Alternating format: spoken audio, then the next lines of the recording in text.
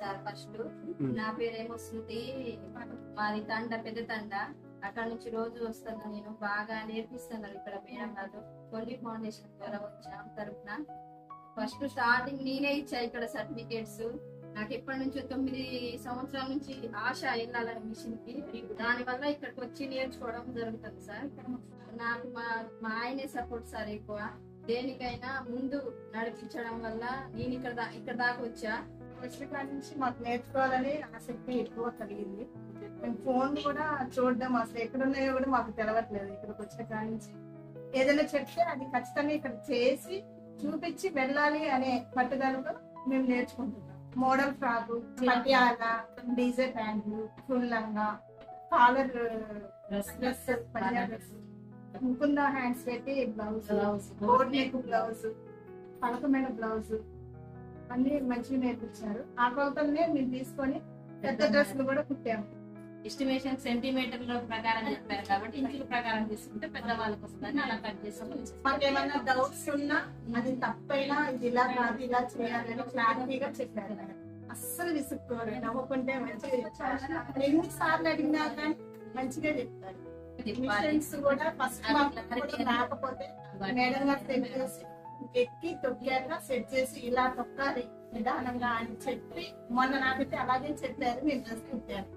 పాప ఏదైనా డౌట్స్ ఉన్నా బోర్డు మీద చెప్పడం, డౌట్స్ ప్రొజెక్టర్ లో చూపిస్తున్నారు.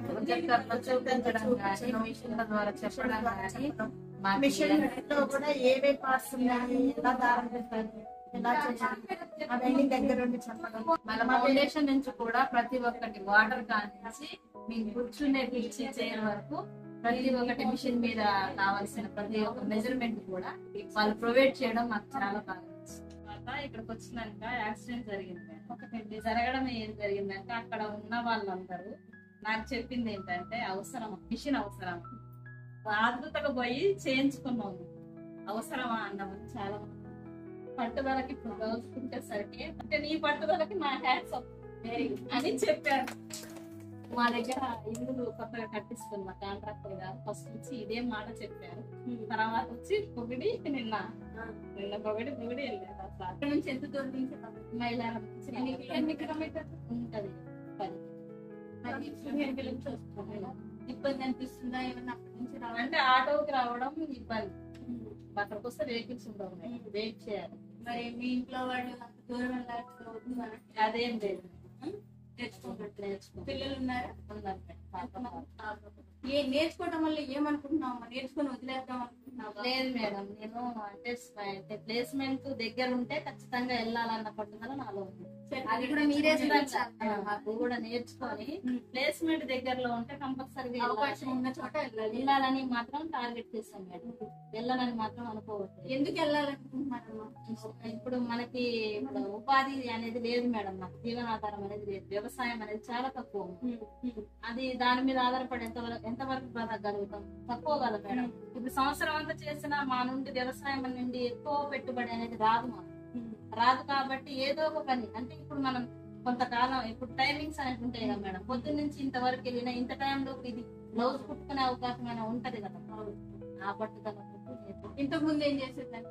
వ్యవసాయం మేడం. కూలి పనికి వెళ్ళేది. ఇది తెలిసాక మళ్ళీ డాక్టర్ సార్ నాకు 3 సంవత్సరాల నుంచి నేర్చుకోవాలని ఉంది.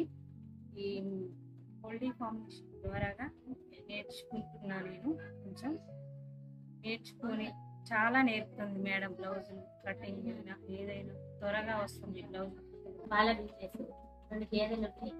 పాలు కుట్టుతాం, వెళ్ళాలని పంపిస్తాం. నేను మిషన్ కూడా నేర్చుకున్నాను. కొంచెం మళ్ళీ ఇప్పుడు కొద్దిగా నేర్చుకున్నాను. మంచిగా పర్ఫెక్ట్గా వచ్చేసి